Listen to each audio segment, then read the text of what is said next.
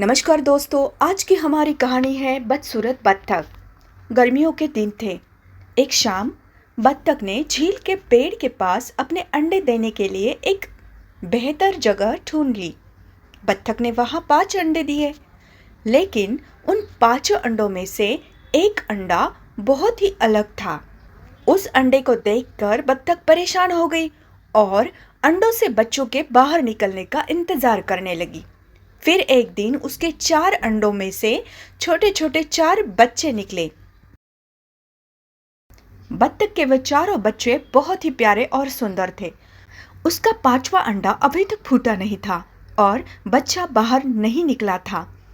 ऐसे में बत्तख यह सोच रही थी कि उसका 5वां बच्चा बाकी सबसे बहुत प्यारा और सुंदर होगा, इसलिए बाहर आने में इतना वक्त लगा रहा है। एक सुबह फिर वह 5वां अंडा फूटा और उसमें से एक बहुत ही बदसूरत बच्चा बाहर आया।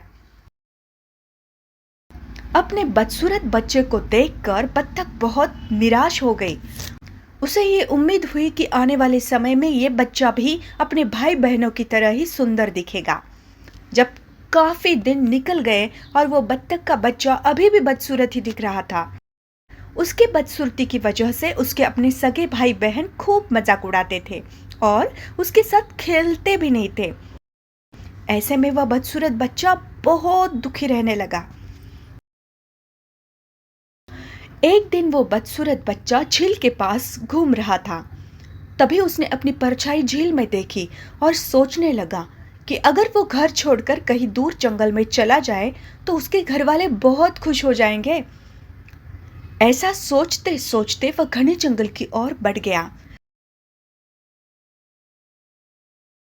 सर्दी का मौसम आ गया और चारों तरफ बर्फ ही बर्फ बिछ गई।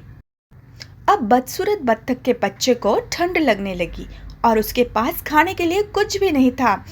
वो बदसूरत बत्तख का बच्चा वहां से निकलकर एक बत्तख के परिवार के पास पहुंचा, लेकिन उस बत्तख के परिवार ने उसे अपने पास भी आने नहीं दिया और वो वहां से चले गए।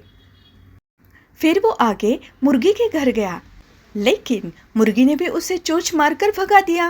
रास्ते से वो जाने लगा, तभी उसे एक कुत्ते ने देखा, लेकिन वो भी उससे दूर चला गया। ये सब देखकर बदसूरत बत्तख के मन में विचार आया कि क्या वो इतना बुरा है कि कुत्ता भी उससे दूर भाग रहा है और खाना नहीं चाहता है। अपने दुखी मन से वह वापस जंगल की ओर लौटने लगा। रास्ते में उसे एक किसान मिला और वह उसे अपने घर ले गया, लेकिन जब वह किसान के घर पहुंचा तो वह बिल्ली उसे तंग करने लगी। तो वह बदसूरत बत्तख भाग निकला और किसी जंगल में जाकर रहने लगा।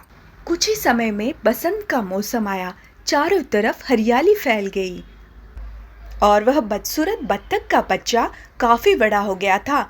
जब एक दिन वह नदी के किनारे घूम रहा था तो वहां उसे एक खूबसूरत राजहंसिनी दिखी और उसे उससे प्यार हो गया। लेकिन उसके मन में ख्याल आया कि वह इतना बदसूरत है, ये राजहंसिनी उससे कभी बात नहीं करेगी।